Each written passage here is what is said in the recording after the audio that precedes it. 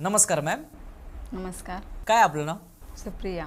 बरं. कुठं राहता मॅम तुम्ही? नांदेगाव, राहणार नांदेगाव, तालुका मुळशी. बरं. आणि सध्या काय करता तुम्ही? आता सध्या माझं म्हणजे पार्लरचं आहे.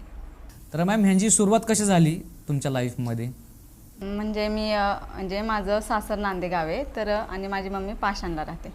तर मग मी बाहेरला आले होते 2-3 दिवसासाठी. तर मग आमच्या एक पाठीमागं मम्मीच्या इथं चाळ आहे, तर त्या मावशी अशा पळत पळत आमच्या घरी आल्या. तर मग घरी आल्यावर कुठल्या मावशी होत्या त्या? पाठीमागं राहत होत्या चाळीमध्ये, भाड्यानेच राहायचे तिथे सगळे. तर मग त्या पळत पळायला माझ्या म्हणजे आमचं आडनाव म्हस्के, तर नाही का म्हणजे म्हस्के बाबा, माझ्या पप्पांना सगळे म्हस्के बाबा म्हणतात की म्हस्के बाबा चला लवकर चला लवकर. तर मग आम्हाला असं, माझी एक सख्खी बहीण आहे ती अनमॅरिड होती, तेव्हा माझं लग्न झालं होतं. तर मग म्हटल्यावर मग आम्हाला असं वाटलं की म्हणजे एवढं घाबरत आल्यात, म्हणजे आम्हाला आधी तर वाटलं की तिथं भांडणं काय झालं की काय. म्हस्के बाबा लवकर चला म्हटलं. माझे पप्पा पण उठले, मग आम्ही पण बघायला पळत पळत सगळे गेलो. तर मग ते म्हणले की नाही का म्हणजे माझी सून असं वेगळं करायला लागले नाही का विचित्र. तर मग आम्ही तिथं गेलो. मग गेल्यावर मग माझे वडील त्यांच्या घरामध्ये रूममध्ये गेले, म्हणजे तुम्ही बाहेरच थांबा, काय झालं बघायचं. तर मग म्हटल्यावर मग सगळे बोलायला लागले तिथं की नाही का भूत लागले. तर मग मला तर काही विश्वासच नव्हता, म्हणजे नाही का मी पण हसायच्या आधी की हे असलं काहीच नसतं. मग माझ्या बहिणीला मी म्हटलं की आपण बघूच आज, म्हणजे नेमकं काय असतं, हे खरंच भूत आहे का काय. तर मग माझी बहीण तर घाबरते, तिला काही जरी झालं तर तिला भीती वाटते. तर मग म्हटलं, मग माझे पप्पा म्हटले की तुम्ही नका येऊ, म्हणजे कारण की माझं माहेर तुळजापूर आहे. तर मग आमच्या पप्पांना ह्या गोष्टीवर सगळ्यांना विश्वास आहे. तर कारण की आमच्यात म्हणजे माझ्या पप्पांना खंडोबाचं वार आहे. तर मग ते माझ्या पप्पांवर विश्वास ठेवूनच त्यांना नाही का चला तुमचं काहीतरी ऐकल म्हणून त्यांना घेऊन गेले ते. मग घेऊन गेल्यावर मग म्हणजे तुम्हीच थांबा, पण आम्हाला बघायचंच होतं की नेमकं म्हणजे काय काय असतं, कसं असतं, हे खरंच आहे का खोटं आहे. मग म्हटल्यावर मग त्यांनी मग तिच्या सासूनी आणि माझ्या पप्पांनी तिला पकडलं, म्हणजे एक इकडून आणि आमच्या इथे एक अण्णा म्हणून राहतात, त्यांच्यात एल्लम्मा देवी आहे. तर मग ते म्हणले की तर घाबरले ना सगळं की असे करायला लागले, तर आपण म्हणजे पळत पण होते म्हणून पकडलं होतं. आणि हे तुमच्या डोळ्यासमोरच होत होतं? हो. तर मग आम्ही असं ते काय म्हणजे तिला पकडण्याच्या आधी ती काय करत होती? ती म्हणजे नाही का असं दारू पाहिजे, हे पाहिजे, म्हणजे त्यांच्या सासूने तिला ती दुपारी 12 वाजता कामावरून आली होती. मग आल्यावर ती झोपली. मग झोपल्यावर त्यांना वाटलं की हे कधी कामाचा कंटाळच करत नाही, कारण की त्यांचा सासूचा तिच्यावर लय विश्वास होता. तर मग ती म्हणजे जाऊ दे, आजारी पडतं माणूस म्हणून झोपू दे तिला. मग झोपू दे म्हटलं, तर मग त्यांनी 5 वाजता त्यांनी चहा बनवला की चहा तरी हे. तर ती म्हणली नको, माझी तब्येत ठीक नाही, म्हणजे चहा तरी पे. मग तिला उठ नाही का चहा पे, तर ती डायरेक्ट असं उठली मग वाटतं, आणि म्हणजे दारू चाहिए असं हिंदीतून त्यांना म्हणायला लागले, म्हणजे मला चहा प्यायचा नाही. मग त्या घाबरून मग माझ्या पप्पांना बोलवायला आलं. तर मग आल्यावर मग तिला पकडून त्या अण्णाच्या घरात घेऊन चालले होते. मग घेऊन चालल्यावर आम्ही बाहेरच होतो तरी पण दोघी बहिणी की नेमकं काय बघू. तर मग त्यांनी रूममध्ये तिला घेऊन चालले होते. तर तो म्हणजे आतापर्यंत माहितीच नव्हतं की नेमकं काय चाललं आहे. मग तिला अण्णाच्या रूममध्ये घेऊन चाललो होतो, तेव्हा ती अशी बोलायला लागली की म्हणजे 7 रूम होत्या, आणि नाही का म्हणजे मला ह्या घरात कशाला घेऊन चालले, माझं घर तर एकदम कडलं आहे. मग आम्ही म्हटलं की कडला तर एक बिहारी म्हणून राहायचं ना, ते तर त्याचं घर आहे, मग ही अशी काय म्हणते. पण तरी पण कोणी असंच नाटक करत असं लक्ष देत नव्हते. मग तिला त्यांच्या रूममध्ये घेऊन गेले. मग रूममध्ये घेऊन गेल्यावर मग तिला बसवलं. मग ते नाही का पाणी वगैरे शिंपडायला लागले काय.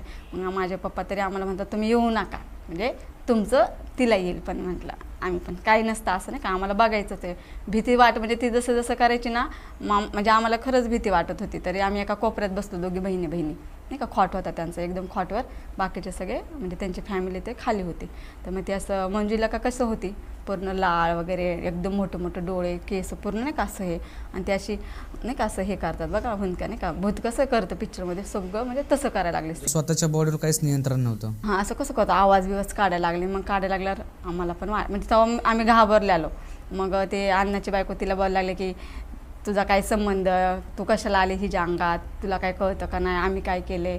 मग त्याला पण मग तेव्हा ती तिला डायरेक्ट हिंदीमध्ये म्हणते तू तर चूप बेट नाही का, म्हणजे नाही का कोई देख निकले. तर आम्हाला वाटलं नेमकं म्हणजे हिंदी, म्हणजे आम्हाला समजलंच नाही, ती हिंदी बोलायची ना डायरेक्ट, की नेमकं ही बोलती काय. मग म्हटल्यावर मग ती नाही का असं मी भुका मारावं असं तसं नाही का, म्हणजे खाना चाहिए म्हटल्यावर मग परत मग तिचे मिस्टर आले. मग मिस्टर आल्यावर ते तर म्हणजे आम्ही कसं जय भीमे म्हणून ते विश्वासच ठेवत नव्हता. तो म्हणला काय नाटकं चाललं, चल तिच्या आईला म्हणलं आई हिला घरात घेऊन चल, म्हणजे नको हे असलं काय नाही करायचं. तेव्हा मग ती तो दारातच होता. मग तेव्हा ती त्याला बोलले की तू तो चुप बेट, कोई नाही आया मुझे देख निकले नाही का, असं म्हणायला लागले की मैं 3 दिन उधर मरा हो नाही का, भुका मरा हो. मग तेव्हा आम्हाला कळलं की त्याला मरून 3 दिवस झालते ना, आणि गणपती होते, विसर्जन होतं, मग आम्ही सगळे, तो पण आमच्यासोबत होता ना, आम्ही डान्स वगैरे केला. मग डान्स वगैरे केला, प्रत्येकाच्या घरी जाऊन सगळे झोपले. आम्हाला सकाळी समजलं पण तो मेला आहे, पण त्यांचं कोणी नातेवाईक नव्हतं ना, आपण त्यांना एवढं ओळखत नव्हतं म्हणून कोणी लक्षच दिलं नाही. मग तो सगळं स्वतःची स्टोरी तिच्या तोंडातून सांगायला लागली, मी 3 दिवस झालं मी मेलो आहे, हॉस्पिटलमध्ये होतं ससनला, तुम्ही कुणीच मला बघायला आले नाही, मला जेवण नाही आहे, मला दारू पाहिजे नाही का, असं तसं बोलायला लागलं. मग सगळ्यांना कळलं की तो भियारी आहे. म्हटल्यावर मग त्याला खरं का वाटलं की तो म्हणला, माझी बायको 12 वर्ष लग्नाला झाले की ती कधी म्हणजे हिंदी बोललीच नाही आणि तिला येत पण नाही, म्हणजे ती शिकलेली पण एवढी नव्हती, म्हणजे 7वी शिकलेली, ते गावाकडचं कसं एवढं हिंदी इंग्लिश काही जमतच नव्हतं. म्हटल्यावर मग म्हणला ती हे म्हणजे एकदम फडा हिंदी बोलायला लागली, म्हणजे तो पण घाबरला, म्हणजे हे असू शकतं. आणि सगळ्यांना खरं का वाटलं की 3 दिवस त्याला मरून झालं, त्यांना सगळं तो सांगायला लागला ना, मी कसं मेलोय, काय मेलोय. मग सगळ्यांना असं वाटलं की म्हणजे तोच आहे. म्हटल्यावर मग आम्हाला सगळ्यांना खरं वाटलं की म्हणजे भूत असू शकतं. मला पण स्वतःला असं वाटलं की तेव्हा मला कळलं की नाही तर मी विश्वास, म्हणजे मी कधी बघितलं पण नव्हतं, मी विश्वासच नाही ठेवायचे. तेव्हापासून मला पण भीती वाटायला लागली की म्हणजे असू शकतं भूत. मग हे जो प्रकार होता किती दिवस चालला टोटल? ती 6 महिने ती तर म्हणजे ती एकदम घाबरली ना, ती मग 7च्या नंतर ती बाहेर पण येत नव्हती. त्यांनी तिथून म्हणजे रूम पण चेंज केली. नाही, ते झाल्यानंतर नाही, ज्यावेळेस ते तिच्या अंगामध्ये या सगळ्या गोष्टी गेल्या, तो माणूस बोलायचा वगैरे, तर हा जो त्या बाईला त्रास होत होता, हा किती दिवस टोटल त्रास होत होता? आता म्हणजे त्यांचं ते यल्लमा म्हणून देवी होती ना, म्हणजे त्यांना तर ते सगळं काय करायचं कसं करायचं माहिती होतं, म्हणून त्यांच्याच घरी घेऊन गेले. मग त्यांनी ते काय त्यांना ताईत वगैरे बनवून दिलं, पण ती 15 दिवस तरी म्हणजे झोपूनच होती. मग हळूहळू त्यांनी तिथले मग ते घाबरले ना सगळे तिथले लोक पण, मग काही रूम सोडून गेले. म्हणजे काय राहतात, ज्याला लागायचं ते म्हणतात ते लागतं, पण आहे म्हणजे तो फिरतो वगैरे असं बोलतात. म्हणजे अजून पण आहे तिकडं? आहे तो, म्हणजे त्या रूम, म्हणजे ती रूम आता पण म्हणजे बाकीचे नातेवाईक आहेत ना, तर कुणाला नको आहे म्हणजे राहायचंच आहे, कोणी नाही का, हा बाबा ठीक आहे, ते रूममध्ये एक पण भाडं करणे, अजून पण ती रूम म्हणजे रिकामीच आहे. म्हणजे मी जरी गेले ना कधी, तुम्हाला फोटो काढून पण पाठवाल, म्हणजे ती रूममध्ये भाडं कधी टिकतच नाही, कोणी राहत पण नाही, म्हणजे ते त्या रूममध्ये ते राहूच देत नाही कुणाला. त्याच्यानंतर त्या बाईला काही त्रास वगैरे झाला का परत? ती 5-6 महिने तर आजारीच होती. मग त्यांनी डायरेक्ट तिथून सुसगाव म्हणून आहे, मग डायरेक्ट मग त्यांनी तिथंच घर घेऊन शिफ्ट झाले. मग त्याच्यानंतर तुम्हाला काय त्रास वगैरे बघितल्यानंतर काय घरच्यांना असं काय झालं का?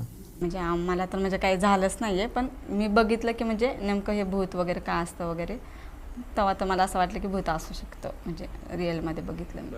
ह्याच्यानंतर अजून एक दुसरा अनुभव, तो काय आहे तुमचा? आणि दुसरा अनुभव म्हणजे तो माझ्यासोबत झाला होता. तर म्हणजे लग्नाला गेलो होतो आम्ही सोलापूरला. तर मग गेल्यावर म्हणजे अख्खी फॅमिली गेलो आम्ही, मम्मी पप्पा आम्ही सगळे. माझ्या आत्याच्याच मुलाचं लग्न होतं. मग माझी मावशी राहते सोलापूरला. तर मग आता पाहुणे गेले की कसं पाहुण्यांना आपल्या इकडं मटण वगैरेच बनवतात. तर मग ते म्हणले की एवढ्या तुम्ही लांब आले तर संध्याकाळी जाते नाही जेवून जा. मग आमच्यात लग्न 12-1 वाजताच होतं. तर आम्ही 4ला फ्री झालो दुपारी. तर 4ला फ्री झालो. मग मावशीकडे तिथं जवळच होतं. मग त्यांच्या घरी आम्ही सगळे गेलो. मग त्यांचं जेवण वगैरे सगळं चाललं. मी तर नॉनव्हेज खातच नाही. मग नॉनव्हेज खात नाही म्हटलं जाऊ दे नाही का बाहेर खाईल. मग म्हटल्यावर मग माझ्या मम्मीच्या आत्याची मुलगी आहे. मग ती म्हणली मला पण तुमच्या घरी पुण्याला मला सुट्ट्या लागल्यात मला यायचं आहे. तर मग ती पण व्हेज होती. तर मग हे म्हटले तुम्ही दोघी बाहेरच खावा. मग बाहेर खावा म्हटल्यावर मग आम्ही म्हटलं ठीक आहे चालते. मग आम्हाला निघताच 9-10 वाजले. आणि लग्नामध्ये मी बांगड्या वगैरे सगळे घातलं होतं. मला कंटाळा आला चेंज करायचं. मी फक्त म्हणजे ड्रेस चेंज केला आणि ते तसंच ठेवलं. मग तसंच ठेवल्यावर मग जाता ते उठवत होते आम्हाला की आले हॉटेल जेवायचं का. पण मला होतं तो उलटा म्हणून मी नाही का हा म्हटलं. नंतर मग 12 वाजले मूडच गेला जेवायचा. मग मी म्हटलं मला जेवायचं नाही पण मला वॉशरूमला आली आहे.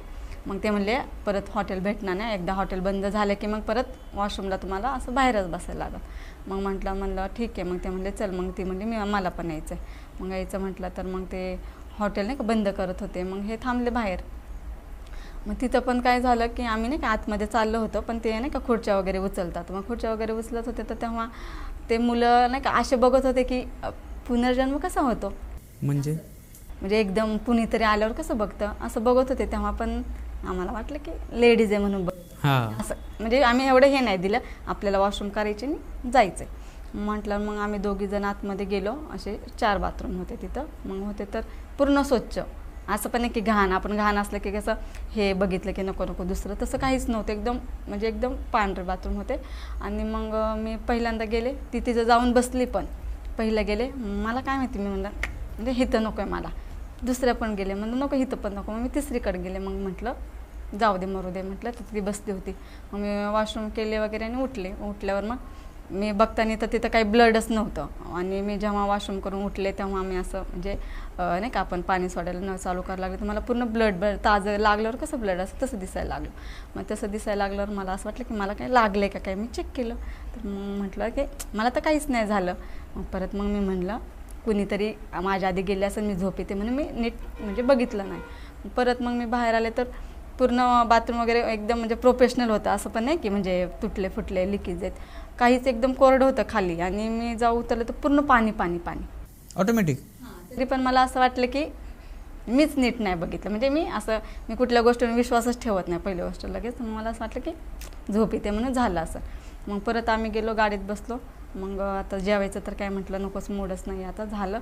मग आम्ही गेलो. घरी गेल्यावर मग माझे मम्मी पप्पा ते त्यांच्या घरी गेले. मग ही पण मला म्हणले मी सकाळी येते. मग मी म्हटलं ठीक आहे. मग आम्ही आमच्या घरी आलो. मग बॅग वगैरे ठेवली. मग कंटाळा आला म्हणून मी चेंज पण नाही केलं. म्हटलं मरू जाऊ दे. मग मी तशीच झोपले. मग झोपले मी जसं मला झोप लागायची तसं नाही का ते असं छातीवर येऊन नाही का असं वजन नाही का. आणि मला फक्त ते दिसायचे की नाही का कपाटापाशी कपल की नाही का मला फक्त मंगळसूत्र दे ते अशी बोलायची. म्हणजे तीच बोलायची. तो फक्त मला दिसायचं म्हणजे. आणि त्यांना काय असं बेसूर वगैरे नव्हते. आपण रिअलमध्ये कसं बघतो नवरा बायकोना तसंच होते ते. तर मग मी घाबरून उठले की नाही काय घरात कोणीतरी आहे कपाटापाशी आहे. पण माझ्या मिस्टरांना पण विश्वास नाही आहे. तर ते काय म्हटले की झोप म्हणजे दमली म्हणून होत असेल असं. तर मग म्हणजे झोप काय नसेल उगाचच नाटकं. मग मी परत मला पण असं वाटलं म्हणून मी परत झोपायला लागले. परत ते फक्त कपाटापाशी दिसायचे आणि मंगळसूत्र दे मी जाते ती फक्त एवढंच बोलायची मला. तर मग मी पण नाही का म्हणजे मला काय होतं तर मला समजत नव्हतं तेव्हा. मग मी डायरेक्ट माझ्या गळ्यात मंगळसूत्र होतं नाही का असं काढायला पण लागले. तर मला ते काळे मणी दिसतात ना आपले. मग तेव्हा मला असं बाज झाला की म्हणजे माझं आहे ना हे, मग मी तुला का देऊ. म्हणजे मी असं म्हणते मी माझं नाही देऊ शकत तुला.